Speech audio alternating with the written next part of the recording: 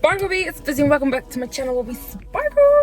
Okay, you clicked on this video today. Why? Because you've come to realize that you are either boring AF, I don't like to swear, but AF, and you've been doing the same thing for the past months, and you need to get out of your comfort zone, or you need more confidence, or whatever it is. We understand, been there before, been there, done that. No, sorry, I'm not gonna lie. I usually do like to do things that are out of my comfort zone, so I can't really say that. But this is your time to shine. This is your time to do the things that you haven't done before. The time to get out of your little short and start living your big, fabulous life. Because why not? You're in charge, so let's get out of this comfort zone. Okay, and before we get into the video, don't forget to like, comment, and subscribe, please. And follow my socials for more content, if you will. Okay, why do we aspire to get out of our comfort zone? It's a great way for you to get used to that feeling of feeling awkward. It's a great way for you to gain confidence so that you can pursue the things that you would have never done before. And also, if you keep doing this, it's a great way because consistent actions, so you getting out of your comfort zone, doing different things that you've never done, it makes you become more confident as well. So that's the reason why we do this. How can you do this? Well, I'm going to tell you. Okay, so the first thing that you can do is start. I love this, like I love doing this, doing things alone. Okay, usually I don't like to be held back, so doing things alone, it will stop you from waiting for another person, waiting for someone to start doing the things that you want to do.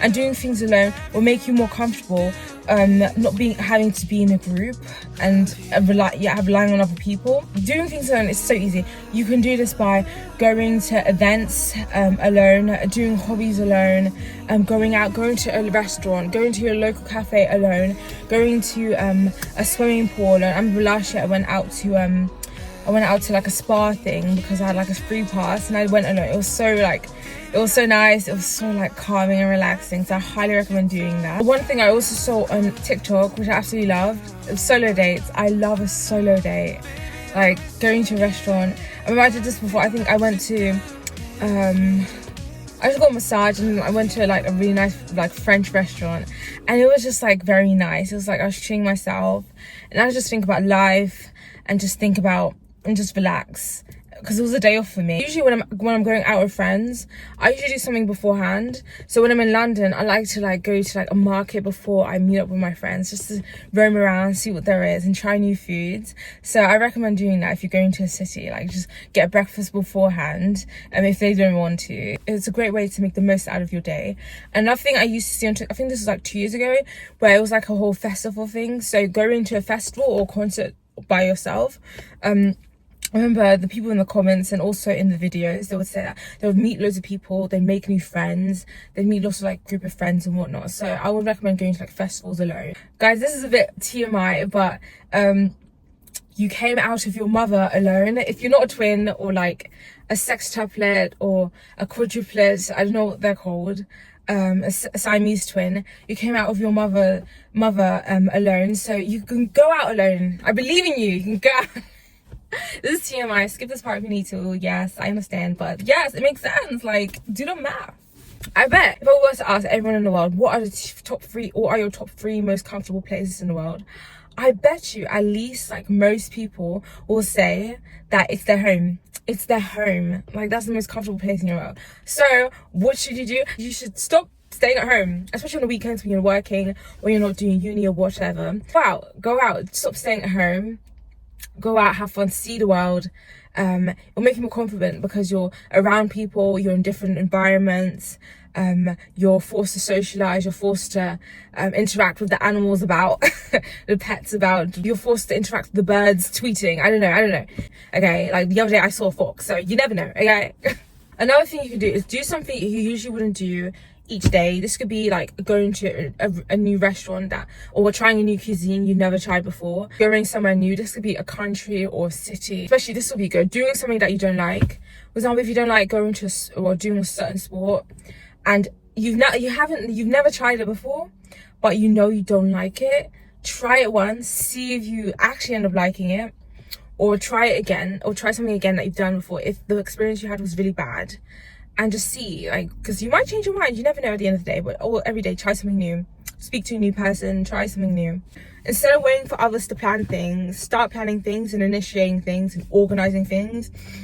For example, if you think of like an events person, they're probably very good at networking. They're an events person. They're probably good at networking, talking to people, organizing things, making phone calls. Why? Because they have to put themselves out there. They have to go for the things that they want to organize, whatever. I don't know what they do, okay, but you know what I mean. They have to like initiate creating events, talking to people to see that they're available, asking other people to attend, things like that.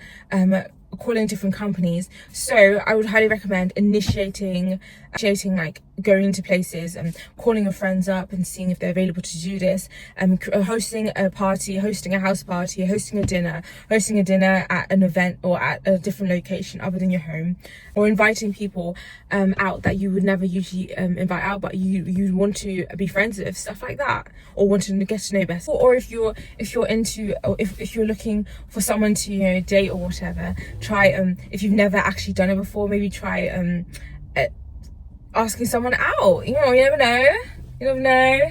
Usually it's more likely that extroverted people may usually tend to go out, do adventurous things, do different things because they get invited to different places, and they like socializing, they like being invited to different places, they like starting events or hosting things. So I would recommend, this might be hard because it's not as easy as it sounds, but start making friends with people who are extroverted, because it will open you to new experiences, open you to end up meeting new people. And also great things that you can also learn from them, see how they take initiative to like start an event, ask people out to like do stuff, what activities, or how they get their inspiration for doing things that they've never done before. So be inspired by them if you can. It's harder than it seems, but I'd recommend Bumble BFF if you're trying to find a more extroverted friends. Then that is a great solution. I've met quite a few people through Bumble BFF, so I highly recommend it. Okay, this is a big decision, but you could also live in another country. It's a very big decision because you have to take into account your job. If you're going to uni, you might have to switch classes and just see if see if the country is doing what you're studying or whatnot. So but that's a great option, living in another country, because then you're forced to eat the food that is available there. You're forced to understand the culture and see the culture. You're forced to understand like the fashion that they wear, and you most likely need to speak the language. I know some people can get away with just speaking English, but you most likely would need to speak the language, and speak a language that you're not comfortable speaking in. So that could be like little accents that you may need to learn, that you might find awkward at once you first do, but after a while you'll be like, oh, okay, wow, I'm starting to understand it. I would also say, if you can afford it, it will be great to get a car if you can, and learn how to drive and get a car. Only because I know that once I got a car, and it's dependent, like if you live in London you may not need one because the transport in there is so easy.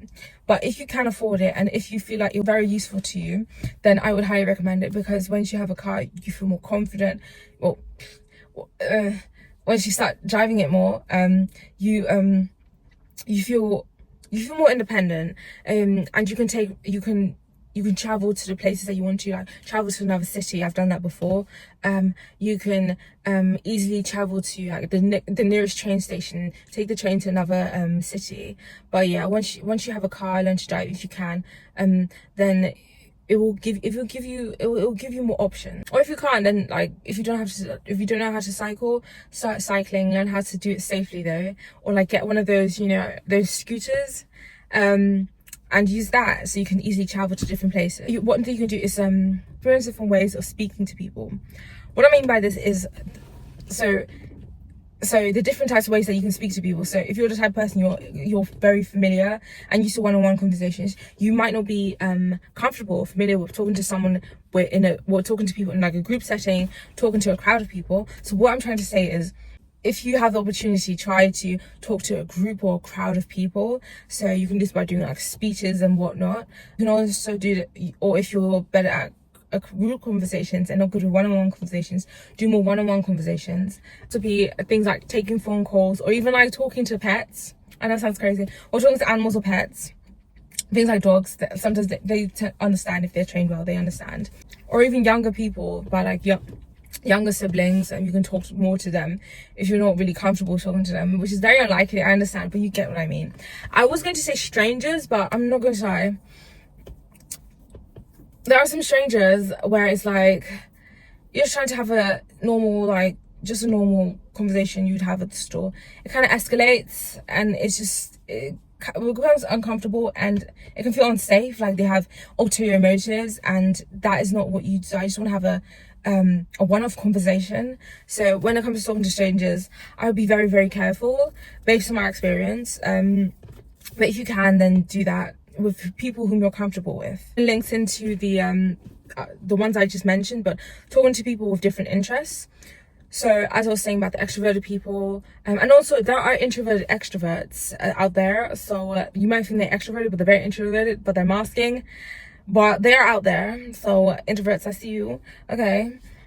But people with different interests. So you could say, like, if someone let's say someone likes knitting, okay, then that, and you've never done knitting before, you might think you don't like it, and it seems a bit blurred to you. But this person could be interested in knitting, and they could get you into knitting, and you could start crocheting and whatnot.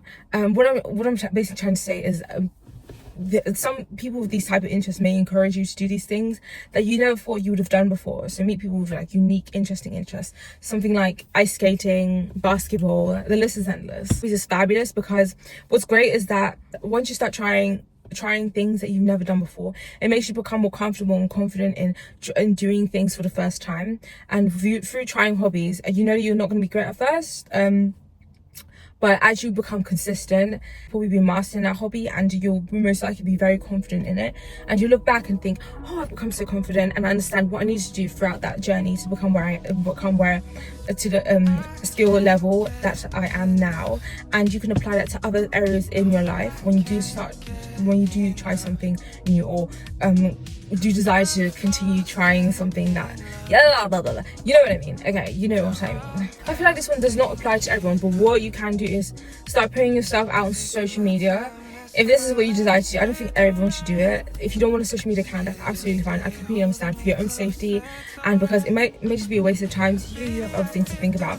But if you want social media, there have been many cases where people have just been on TikTok and just posted a random video, and upon posting a random video, they end up creating like maybe a business out of it, like a TikTok food videos or whatnot, or creating a business through like their hobby or whatnot. So if there's something you've always wanted to do, post that on social media, and see what happens from there. Also, I would say, or we always say, be careful.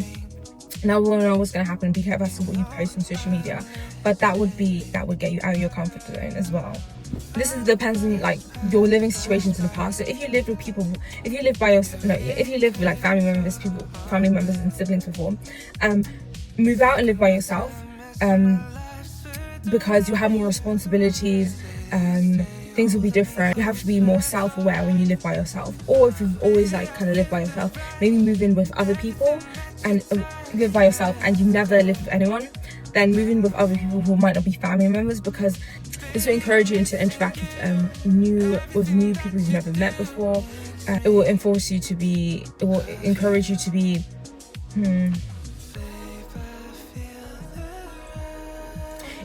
you to be more social and understand what it's like living with people.